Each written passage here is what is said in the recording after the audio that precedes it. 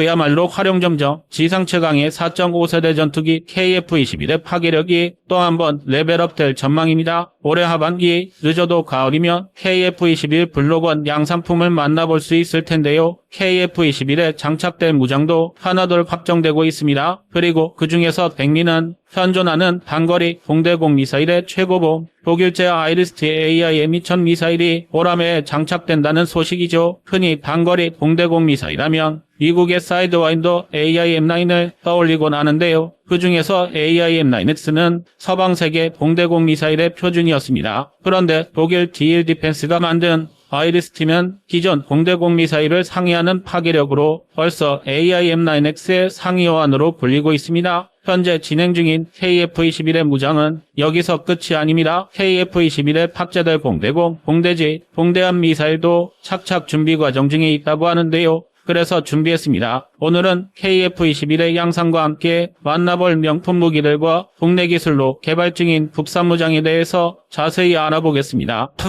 지금 보시는 영상이 마음에 드셨다면 지인들의 카톡으로 공유해주세요. 여러분의 구독과 좋아요는 꺼리튜브 영상 제작에 많은 힘이 됩니다.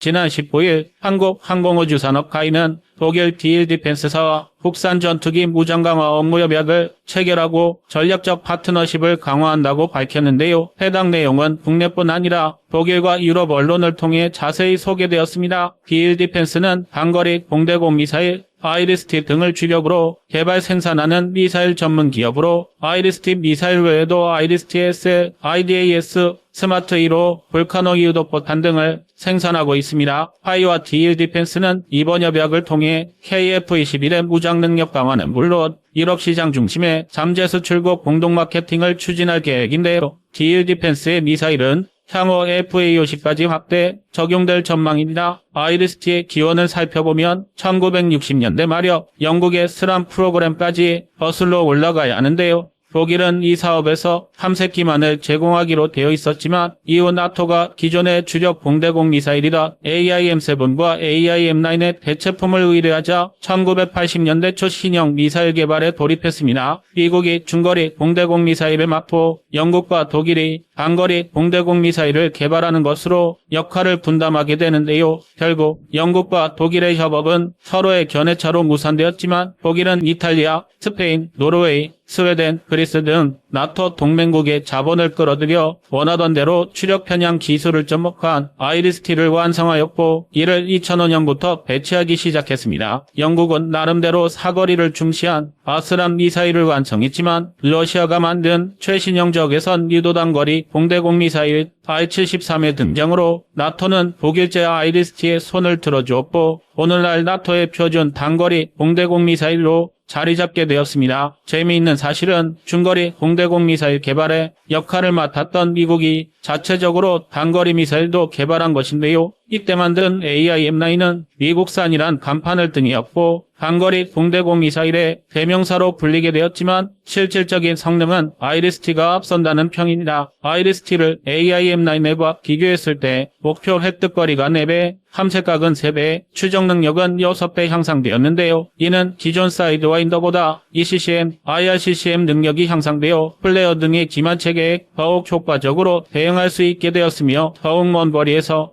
표적을 식별 추격할 수 있었습니다. 또한 냉전 시대부터 탐색기 분야에서 두각을 나타냈던 독일답게 아이리스트의 탐색기는 90도의 탐지각에서 목표의 추적이 가능하며 어스람이나 AIM-9X와는 달리 128by128 방식의 주사 배열이 아니라 기계적 주사식 적외선 영상 탐색기를 사용한다는 특징이 있는데요. 이는 주사 배열 방식이 원거리 표적에 대해 신호 영상이 안정적이지 못하다는 단점을 상쇄한 것입니다. 여기에 기동성도 뛰어나 초당 60도, 60지로 선회할 수 있어 전투기 후방에 있는 적도 공격할 수 있어 비록 AIM-9X와의 격차가 크지 않다고 하더라도 현존하는 가장 뛰어난 단거리 미사일로 평가받고 있습니다. 그리고 지난 4월에는 KF-21과 아이리스트 미사일 시험탄 분리시험에도 성공, 실장착이 멀지 않았음을 공표했습니다. 이제 KF-21은 아이리스트라는 또 하나의 날개를 추가하게 되었는데요. 기존 전투기 무장 성능 확대를 위해 추진하고 있던 유럽의 미사일 전문 기업들과 협력도 지속해서 모색, 유의미한 성과를 내고 있습니다. 2023년 11월에는 미티어, ASMP, 버스터, 미스트랄 등 차세대 지대공, 공대공 미사일 등을 개발 생산하는 호밀원 미사일 전문 업체 MBDA사와도 MOU를 체결했는데요. 이미 KF-21과 미티어 미사일단 체계 통합과 무장 분리 시험을 성공적으로 마친 것으로 알려졌습니다. 여기서 끝이 아닙니다. 화이의 강구용 사장은 직접 독일을 방문하여 에어버스 등 방산 기업의 고위 임원들과 면담하고 유럽 방산 시장의 공급망 재편에 따른 전략적 파트너십을 강화하고 있는데요. 이러한 행보는 화이가 유럽산 무장 확대를 통해 유럽뿐 아니라 중동과 아프리카 등 글로벌 전투기 시장을 노리고 있다는 방증이기도 합니다. 그러나 이번 독일 디일 디펜스사와의 협약 과정을 살펴보면 그 이면엔 미국의 욕심에 따른 패착이 있었다는 사실을 알 수 있는데요. 원래 KF-21에 들어갈 공대공 미사일은 AIM-120 암람과 AIM-9 사이드와인더 같은 미국제 미사일로 내정돼 있었습니다. 이 내용은 이미 미공군과도 협의가 끝난 내용이었는데 해당 미사일에 대한 번안을 보유한 미 해군이 어깃장을 놓은 것이죠. 미 해군은 자신들이 사이드와인더 개발에 참여했다는 이유를 들어 실제 KF-21 양산기체가 비행하기 전까지는 수출할 수 없다는 방침을 내세웠고 미국 정부 역시 해군의 반대를 핑계로 수출 허가를 내주지 않았습니다. 결국 화이는 사이드와인더 대신 유럽제인 MBDA 미티어와 독일의 아이리스티를 통합하는 계약을 체결하게 되었는데요. 실수를 깨달은 미국이 뒤늦게 미국산 미사일의 통합 허가를 내주었지만 이미 계약은 진행 단계에 왔고 그 덕분에 KF-21은 미국산과 유럽산을 넘나드는 놀라운 미사일 호환성을 갖추게 된 것입니다. 물론 당시엔 국내에서조차 여러 미사일을 통합하는 과정에서 예산이 낭비된다는 비난과 유럽과의 MOU 체결 자체에 대한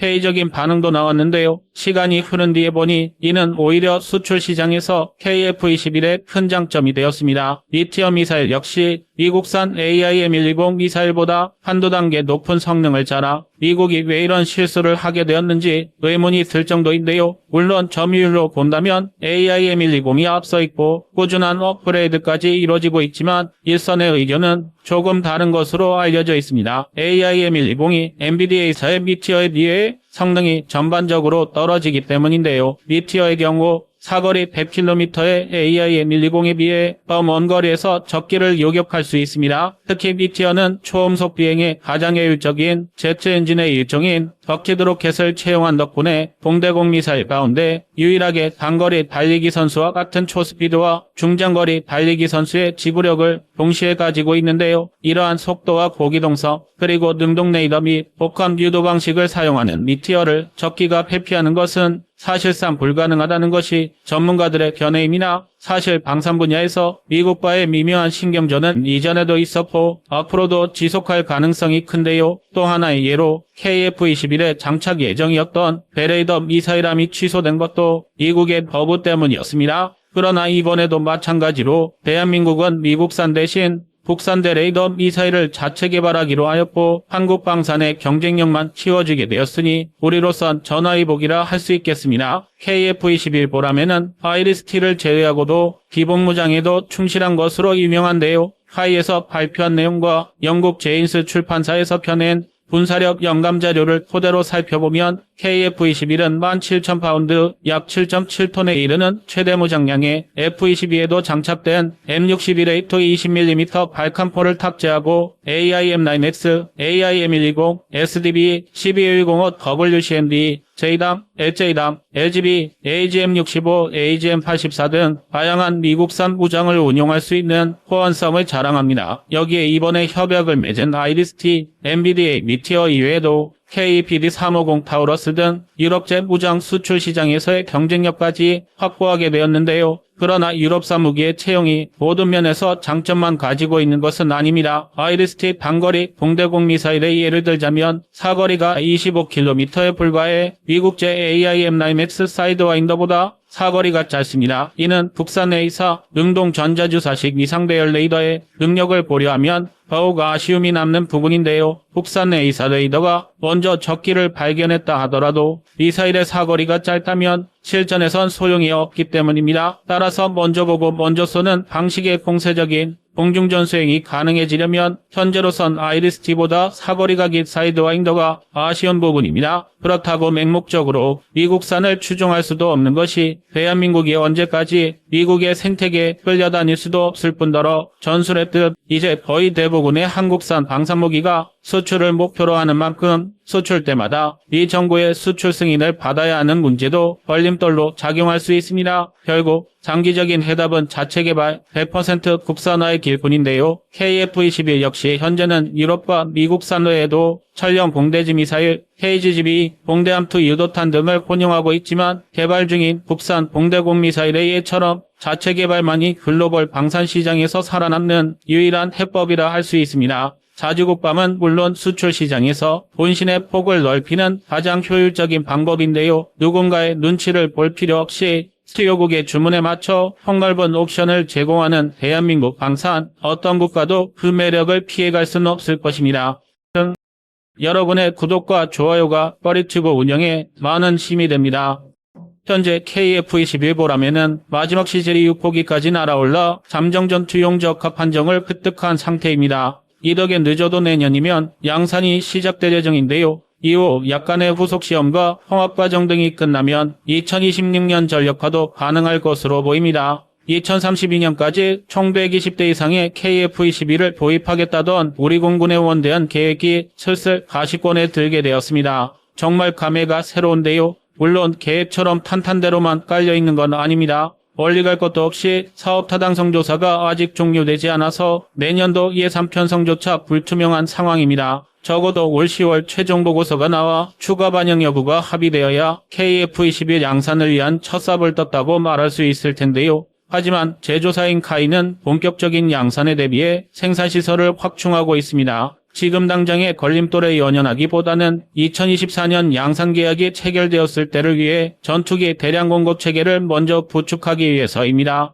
이처럼 한때 사업성이 낮고 기술적으로 불가능할 것이라 여겨졌던 대한민국형 전투기 사업은 어느덧 궤도에 올라 시간이 흐르기만을 기다리고 있습니다. KF-21은 대한민국 방위산업 역사에 길이 남을 이정표가 될 텐데요. 그리고 그런 만큼 KF-21에 대한 전국민적 관심도 그 어느 때보다 뜨겁습니다. 심지어 KF-21에는 에어컨이 달려있나요? 랜딩 기어의 타이어는 어디 제품을 쓰나요? 같은 사소한 질문부터 KF-21 사출 좌석에 대한 질문 같은 매우 핵심적인 질문이 올라오기도 합니다. KF-21이 대한민국의 첫 국산 전투기인 만큼 당연히 나올 수밖에 없는 질문인데요. 이에 방위사업청이 KF-21에 관한 이모저모를 공개하고 나섰습니다. 그중 가장 눈길을 끄는 질문 몇 가지를 정리해보자면 우선 에어컨에 대한 궁금증인데요. 과거 에어컨이 없는 군용 차량을 기억하시는 분들이면 전투기 역시 냉방 시스템을 갖추지 못했을 거라고 생각하실 수도 있을 겁니다. 그러나 현대무기 체계의 에어컨은 단순한 냉난방 시스템일 뿐만 아니라 일정한 온도와 습도를 유지해 병력의 전투력을 보존하는 매우 중요한 장치입니다. 더군다나 K2표 같은 첨단 전차에 탑재된 양압장치는 외부의 공기가 내부로 유입되는 걸 차단해 화생방 공격 상황에서 합승자를 보호하는 역할도 합니다. 그렇다면 전투기, 그중에서도 KF-21은 어떨까요? 우선 현재 본군이 운용 중인 F4 팬텀, KF-5 같은 구용 전투기의 경우 여과구리한 분리대여가 부족해 지상에서 에어컨을 작동시킬 수 없습니다. 일부 전투기가 활주로를 달리는 태칭 단계에서 캐노피를 열고 있는 모습이 포착되는 게 바로 이 때문인데요. 이미 눈치채셨겠지만 이는 전투기 에어컨의 독특한 구조 때문에 벌어지는 일입니다. 예를 들어 KF-21의 경우 자동차처럼 냉매를 사용하는 일반적인 방식이 아니라 압축된 공기를 팽창시킨 후 다시 냉답시킨 공기와 혼합하는 방식으로 기체 내부의 온도를 조절합니다. 공기가 압출될 때 열이 발생하고 반대로 확장될 때 온도가 내려가는 물리학적 원리를 이용한 방식인데요. 공중에서 기동하는 전투기의 특성상 한순간의 방심과 결함이 대규모 인명사고로 이어질 수 있기 때문에 기체의 안전성과 파일럿의 안녕은 가장 우선시되어야 할 조건입니다. 또한 파일럿이 최상의 컨디션을 유지할 수 있어야 제대로 된 전투력을 발휘할 수 있을 텐데요. 물론 그에 앞서 기본적인 생존성이 담보되어야 합니다. 아무리 강심장이라 하더라도 소리보다 빠른 속도로 비행하는 수십 톤짜리 전투기에 안전장치 하나 없이 탑승하고 싶지는 않을 것입니다. 그런 의미에서 전투기의 사출 좌석은 최후의 상황에서 파일럿의 생환을 보장할 수 있는 가장 중요한 장비인데요. 그런데 여기서 한 가지 흥미로운 건 KF-21은 여태껏 총 6대의 시제기가 기행하는 동안 단 한 번도 사출자석이 언급되지 않았다는 것입니다. 이는 사출자석이야말로 무소식이 희소식이기 때문인데요. 당연한 얘기지만 전투기 사출자석 테스트는 조종사의 안전 여부 문제로 공중에서 진행될 수 없습니다. KF-21도 하이에 주관으로 지상시험에서 모든 테스트를 끝마치고 요구도를 충족한 상태입니다.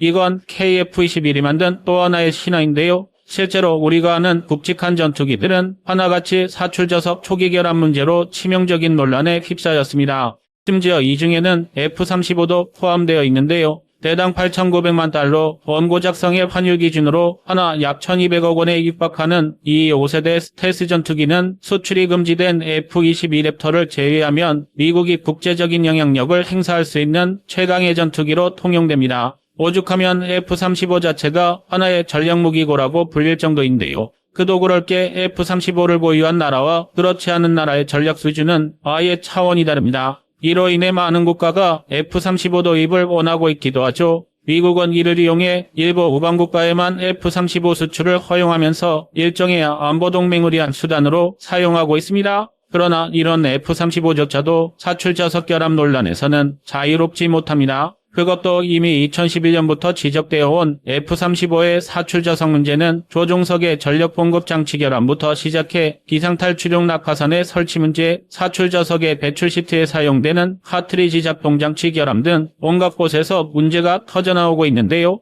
특히 사출자석은 적은형의 폭약을 이용해 앞으로 조종석을 튕겨내는데 F-35는 이미 과도해 사출 시 조종사의 머리가 보호되지 않으며 심지어 엎친 데 덮친 격으로 헬멧마저도 부상의 위험을 키울 수 있다는 우려가 제기되고 있는 상황입니다. 당장 지난 17일에도 미국 사우스캐롤라이나주에서 훈련 중이던 F-35가 기체 결함으로 추락하며 파이럿이 비상탈출하는 상황이 벌어지기도 했는데요. 천만다행히 해당 기체의 사출자석에는 문제가 없었지만 파이럿의 목숨으로 복귀를 해야 한다는 것 자체가 최악의 가정입니다. 미 공군의 차기 보동훈련기로 알려진 T-7A는 문제가 더 심각합니다. 보잉과 사브가 공동 개발한 T-7A는 오로지 차기 훈련기 사업을 수주하겠다는 의지에 경쟁기종들을 압도하는 저렴한 가격으로 입찰되었는데요. 현재 소프트웨어 버그를 비롯한 여러 문제들로 전체 개발 일정이 약 3년 가까이 미뤄진 상태입니다. 특히 사출자석 결함은 세계 최대의 항공기 제작회사라는 보잉의 명성을 흠집내는 줌으로 조종석이 사출되는 모든 과정이 결함투성입니다. 일단 캐노피를 깨기 위한 독파선 폭발이 조종사의 머리에 충격을 줄 수 있으며 사출 과정에서는 파편으로 인한 피해가 우려되고 있습니다. 여기에 더해 심각한 척추골절의 위험까지 존재합니다. 좌석이 사출된 후 조종사가 허리를 펼 충분한 시간이 확보되지 않기 때문인데요. 허리를 세우기도 전에 펼쳐지는 낙하선 덕에 조종사가 일찍 좌석에서 분리되어 척추골절이 발생하는 것입니다. 그러니 한 번에 모든 요구도를 충족했다는 KF-21의 사출자석 시험 결과가 더욱 유의미할 수밖에 없습니다. 이외에도 KF-21과 관련한 궁금증 중엔 랜딩 기어에 관련된 내용도 많습니다. 실제로 지난 초도 비행 당시 접혀있지 않은 랜딩 기어에 많은 분들이 의문을 제기한 바 있는데요. 이는 전체적인 시스템을 알지 못해 벌어진 논란입니다. 새로 개발된 항공기가 지상시험을 통과했다고 하더라도 비행 테스트는 여러 가능성을 상정해야 합니다. 초도 비행 당시 어떤 문제가 발생할지 모르기 때문입니다. 예를 들어 착륙을 해야 하는데 랜딩 기어가 펴지지 않는다거나 하는 불상사가 생길 수도 있는데요. 이로 인해 일반적인 초도 비행에서는 랜딩 기어를 편 채 진행하는 게 관례처럼 굳어져 있습니다. 혹시 모를 상황을 대비한 부가적인 안전수단인 셈입니다. 그 외에도 하이어는 어떤 제품을 사용하는지 따라다니는 항공기의 정체는 무엇인지에 대한 질문들도 있었는데요.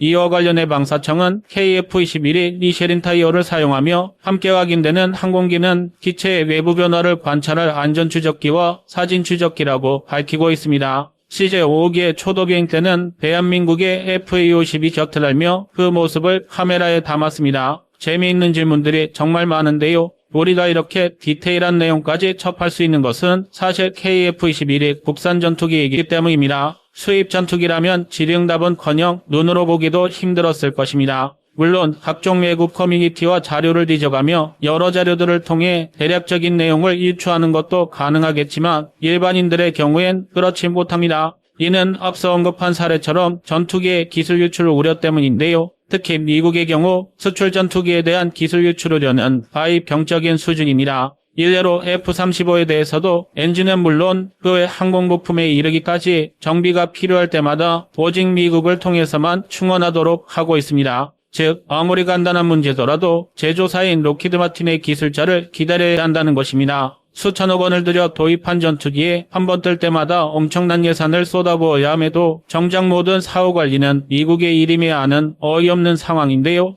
이쯤이면 전투기를 구매한 게 아니라 대여한 것이나 다름없는 상황입니다. 보안 문제로 어쩔 수는 없다고 하지만 이 탓에 F-35의 목표 가동률은 75% 남짓인 수준입니다. 낮은 수치는 아니지만 만족스러운 수준이라고 할 수도 없죠. 그렇기 때문에 국산 전투기가 필요한 것입니다. KF-X 사업 초기 대한민국의 초음속 전투기 개발 사업에 대한 시선은 그리 긍정적이지 못했습니다. 그리고 개발에 필요한 기술 확보 또한 요원하다고 평가되었습니다. 그러나 대한민국은 체계 개발이 시작된 지 겨우 수년 만에 4.5세대 전투기 개발에 성공했고 최종적으로는 5세대, 6세대급을 바라보고 있습니다. 대한민국의 도약우리한 플랫폼이 마련된 것입니다. 분명 아직은 다른 항공강국들과의 기술 격차가 존재하는 것이 사실입니다. 하지만 그렇다고 멈출 순 없습니다. 분명 지금의 노력이 디딤돌이 되어 목표를 달성할 날이 오고야 말 테니까요. 그날의 대한민국을 기대합니다. 이상 뻘이추구였습니다.